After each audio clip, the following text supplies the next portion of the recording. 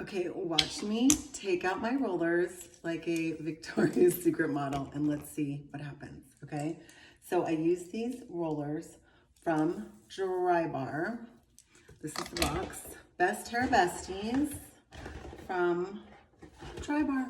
Okay, so let's keep going. So those were two big ones, and then I've got another big one in the back. So I blew dry my hair with the roller brush, and then I've set it with these big rollers. Okay, so let's keep going. Okay, and then we've got two on the sides. So it's like three big ones on the bottom. Oh, and I did use the two smaller ones on the sides right here. Okay, then let's get these money pieces, these big guys. Okay, and so I have three in the back. I used a little one back here, and it comes with these clips. Love that. One. Okay, ready? Two. Oh, and I set it with hairspray, so it's actually a little stiff. And here we go. Three. What do we think? Okay.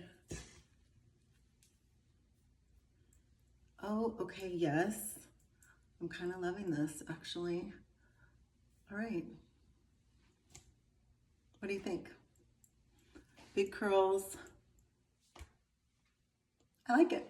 All right, there you go, guys. Love ya.